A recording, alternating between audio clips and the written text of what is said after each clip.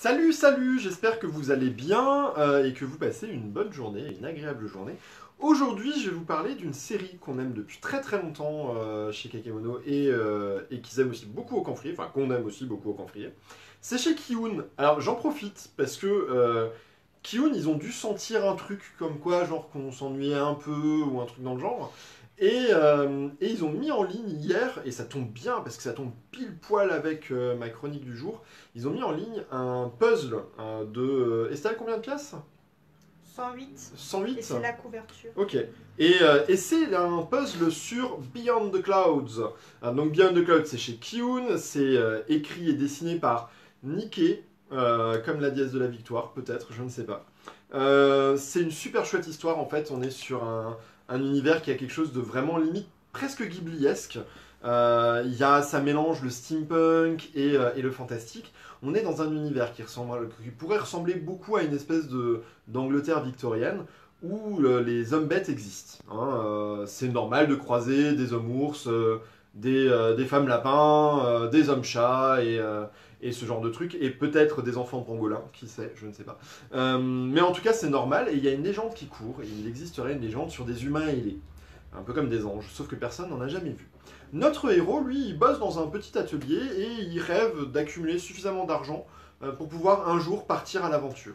Dans ce but-là, régulièrement, quand il rentre du travail, il s'arrête dans des déchetteries, des décharges, des dépôts pour récupérer du bric-à-brac et s'en servir pour bricoler à la maison et tenter de créer des trucs pour pouvoir les revendre ensuite. Un jour, en rentrant chez lui, pardon, plutôt, il va rencontrer, enfin, il va découvrir en fouillant dans une de ses décharges une jeune fille.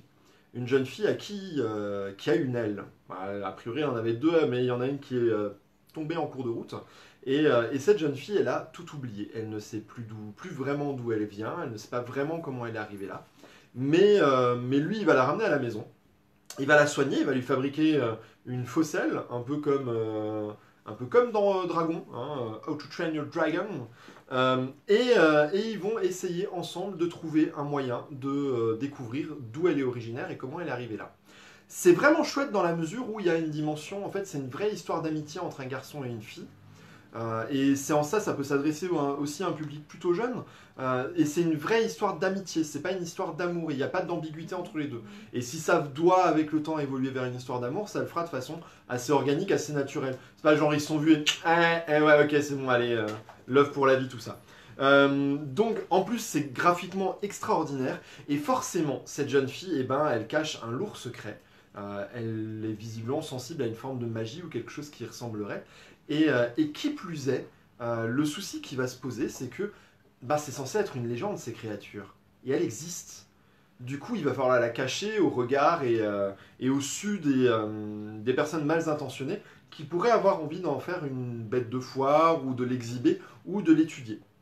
Graphiquement, c'est très très beau. On est sur un univers qui est un peu aquarelle, un peu aquarellable aussi. La couverture le retranscrit très très bien. C'est une très belle œuvre. C'est vraiment une belle histoire d'aventure. C'est une belle histoire d'amitié. On est en plein dans le récit, dans le roman d'aventure fantastique.